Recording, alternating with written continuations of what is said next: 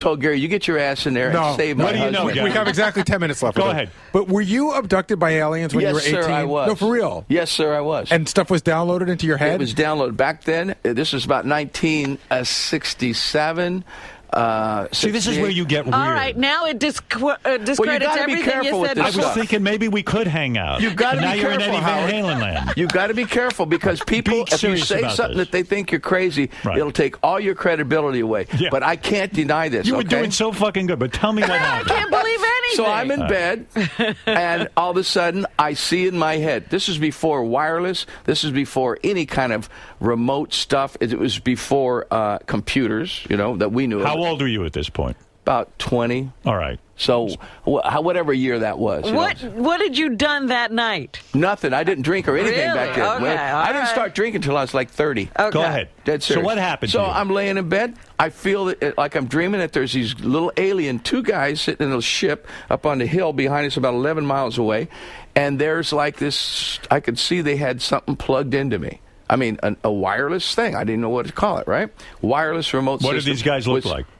They were just kind of non-forms. They were just kind of blobs. You know what I mean? Kind of like the way a lot of aliens, when you see pictures of them. I had never even thought about this shit. When you say aliens, in other words, you're not talking about like in Mexicans, like illegals. Illegals. It's space aliens. No, not those. About. Yeah, right. Those other guys. Right. And so the guys they came.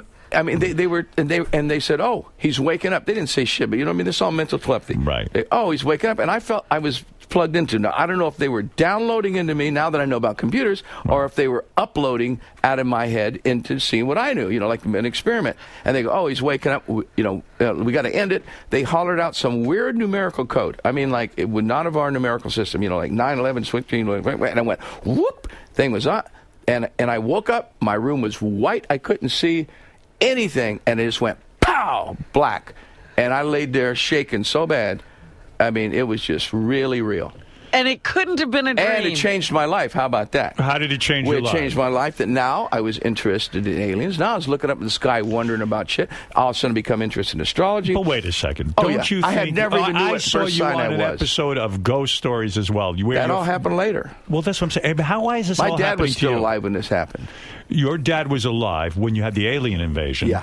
But then when your father died, he came knocking on your door one night. Yes, sir, he did. See, here we go, Howard. I knew we got him now. See what's Howard, happening here? He claims he's not interested. He doesn't believe, but see, Let's get back to those blowjobs under the stage. Never mind this nonsense. Wait a minute. He saw what? Yes, sir. My dad... He saw his dad's ghost. I was sleeping on a floor. I had a one-room apartment with a kitchen and, a small kitchenette. My son was sleeping on a little tiny mattress. He was 2 or 3 years old, Aaron, my oldest son, and he was on a little mattress underneath the table, and I had a mattress on the floor that my wife and I were sleeping. We were freshly married, had a band. We're sleeping on our manager's floor next door, and no telephone. I'm laying there. I dream, and I'm who I am. I'm in that house. Everything's exactly like it sounds, and somebody knocks on my door. I get up in the middle of the night. I open it up. It's my dad. He's like same age as me. He's 20, 21, whatever I was.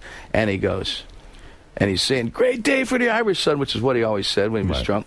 He was all happy, and I said, "Don't ever come here drunk like this in front of my little boy here. You're going to scare him. You son of a bitch. Get the hell out of here." Slammed the door on him, right? Right. I went back to bed, told my wife, this is my dream, I guess. I said, it was my dad, pissed me off, So I lay back down, pull the covers up, tell her that, knock, knock, knock. Motherfucker, I get up, answer the door. It's our manager who had my band sleep on his floor. He had a telephone.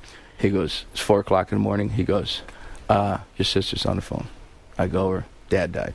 Brother, come on now. Look at you. Come on, look at me. Fuck, you should see my balls.